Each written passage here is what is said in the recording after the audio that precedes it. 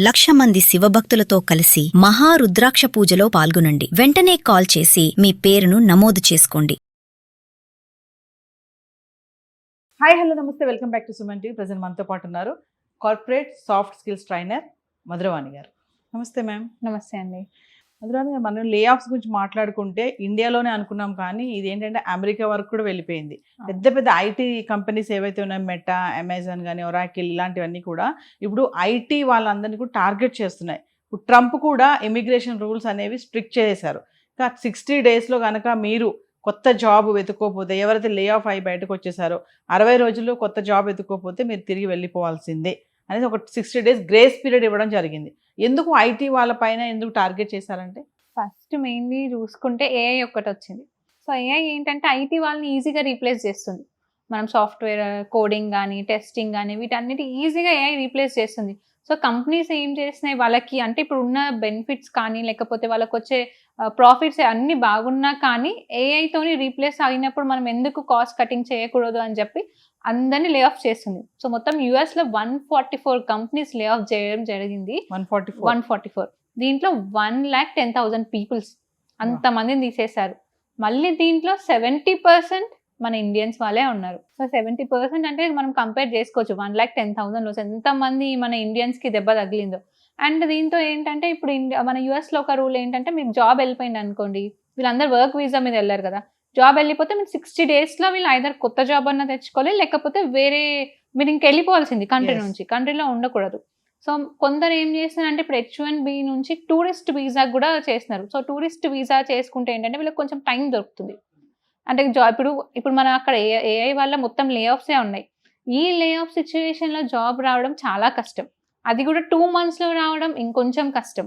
So అందుకని ఏం చేస్తున్నారు, స్టూడెంట్ వీసా కానీ, లేకపోతే టూరిస్ట్ వీసా ఇలా కన్వర్ట్ చేసుకొని వీసాని ఇంకొన్ని రోజులు ఎక్స్టెండ్ చేసుకొని మళ్ళీ జాబ్ తెచ్చుకునే ప్రయత్నం చేస్తున్నారు. అంటే ఐటీ వాళ్ళందరూ ఇప్పుడు ఇట్లా బయటకు వచ్చేస్తే, అంటే ఇండియా ఒక కనుక రిటర్న్ వస్తే వాళ్ళు అక్కడ ఉద్యోగం పోయి ఇక్కడ ఉన్నటువంటి కంపెనీస్ వాళ్ళని టేక్ ఆఫ్ చేసుకుంటాయా? అంటే వాళ్ళ టాలెంట్ ఉంటే ఇక్కడ కూడా తీసుకుంటారు. బట్ అందరికీ వస్తుందని చెప్పలేము. మనకు ఇక్కడ మన దగ్గర కూడా లే ఆఫ్ చూస్తున్నాం మనం.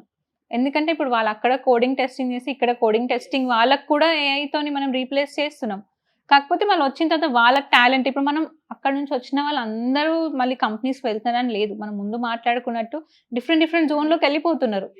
ఓన్లీ సాఫ్ట్వేర్ అనే కాదు. ఇప్పుడు మనము చాలా మంది సాఫ్ట్వేర్ అంటే అక్కడ అంతా వర్క్ చేసి వర్క్ స్ట్రెస్ ఏంటో తెలుస్తుంది కాబట్టి ఇక్కడికి వచ్చి కొత్త ఆప్షన్స్ వెతుకుతున్నారు, కొత్త ఆపర్చునిటీస్ వెతుకుతున్నారు.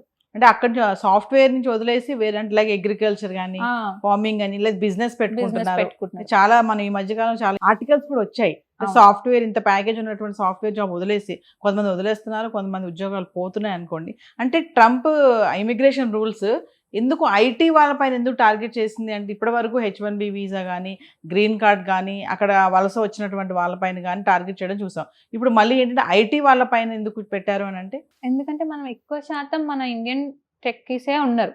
సో ఇప్పుడు ఐటీ వాళ్ళని తీసేసి సగం మన ఇండియన్సే వెళ్ళిపోతున్నారు కదా. ఇప్పుడు 70% లే ఆఫ్ చేసి ఇప్పుడు 70%లో మనం అందరికీ జాబ్ వస్తుందని మనం కన్ఫర్మేషన్ ఇవ్వలేము. మేబీ 20% మెంబర్స్కే రావచ్చు. ఇంకా 50% అయితే వాళ్ళకి 2 monthsలో వెతుకోలేరు కదా.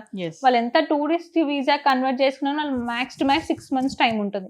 సో అప్పుడు కూడా ఆల్రెడీ లే ఆఫ్స్ ఉన్న వాళ్ళు ఉన్నాయి కాబట్టి మళ్ళీ కొత్త ఆపర్చునిటీస్ ఉంటాయో ఉండయో. సో ఇలా చేస్తే ఇప్పుడు 50% వెళ్ళిపోయినట్టే కదా వాళ్ళ కంట్రీ నుంచి. అక్కడ ఉన్న వాళ్ళకి ఆప్షన్స్ వస్తాయి కదా, ఆపర్చునిటీస్ వస్తాయి. ట్రంప్ మెయిన్ పెట్టుకుందే మన ఇండియన్స్ ని వెళ్ళగొట్టాలి అని చెప్పి. సో ఇప్పుడు ఇది ఒక ఆప్షన్ వచ్చింది దానికి. ఇప్పుడు 50% వెళ్ళిపోతున్నారు.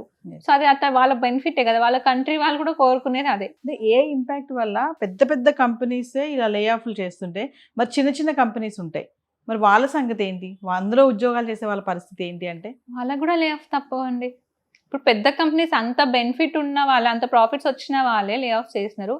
ఇప్పుడు చిన్న కంపెనీస్ అంత ఇన్కమ్ ఉండదు వాళ్ళకి అందుకని వాళ్ళు కూడా కాస్ట్ కటింగ్ చేస్తారు. వీళ్ళకి ఇచ్చేదే ఏఐ టూల్స్ కొనుక్కొని ఏఐ టూల్స్ ద్వారా తీసుకుంటారు. కాబట్టి లే ఆఫ్ అనేది ఖచ్చితంగా చిన్న పెద్ద ఏది లేదు, స్టార్ట్అప్ నుంచి హై కంపెనీ కూడా లే ఆఫ్ జరుగుతుంటాయి.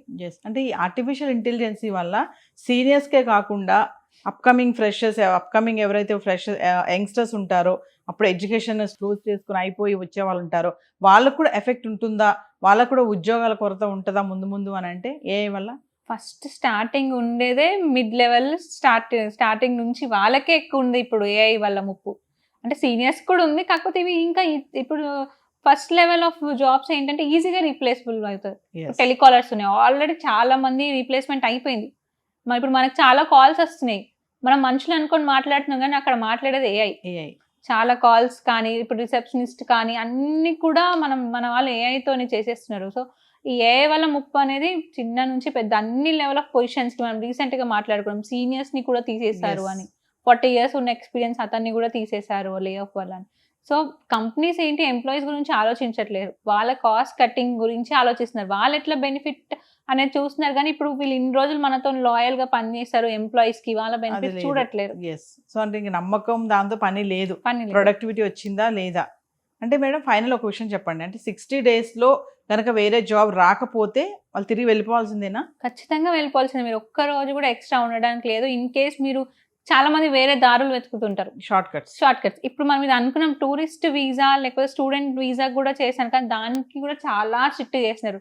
ప్రతి డాక్యుమెంట్ డబుల్ చెక్ చేసి అన్ని ఓకే అనుకుంటేనే వాళ్ళకి ఆ వీసా వస్తున్నారు, లేకపోతే ఖచ్చితంగా 60 days లోపు వెళ్ళిపోవాలి. ఎందుకంటే ఇప్పుడు మనం చూసుకుంటే జాబ్ సడన్ గా వెళ్ళిపోయింది, వాళ్ళు ఆల్రెడీ అక్కడ హోమ్ ఈఎంఐ, కార్ ఈఎంఐస్ అనేవేవో చాలా తీసుకొని ఉంటారు, అక్కడ ఒక ఫ్యామిలీ ఎస్టాబ్లిష్ చేసుకున్నారు కదా వాళ్ళు.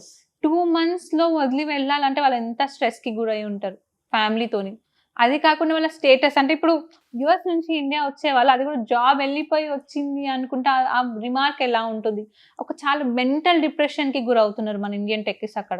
సో ఏదేమైనా ట్రంప్ తీసుకున్న నిర్ణయాలు, అటు సెటిల్ అవుతున్నారు, అక్కడ సెటిల్ అయిపోయాము మనకి ఏమీ స్ట్రెస్ లేదు అనుకునే వాళ్ళకి, ఇటు కొత్తగా వెళ్ళే వాళ్ళకి, చదువుల కోసం వెళ్ళే వాళ్ళకి, ఉద్యోగాలు చేస్తున్న వాళ్ళకి కూడా చాలా టెన్షన్ తెచ్చిపెడుతున్నాయి, ఎట్టకేలకు తెచ్చేటటువంటి కొత్త రూల్స్ అనుకోవచ్చు. తప్పకుండా అనేది అంటే అక్కడ స్టూడెంట్స్ నుంచి వర్కింగ్ నుంచి ఎవరైతే సెటిల్ అయ్యారో వాళ్ళకి కూడా టెన్షన్, Yes. ఎప్పుడు ఏమవుతుందో తెలీదు, ఎప్పుడు వెళ్ళిపోమంటారో తెలియట్లేదు, అట్లాంటి ఒక సిచ్యువేషన్ క్రియేట్ అయిపోయింది అక్కడ యుఎస్ లో. Thank you. Thank you.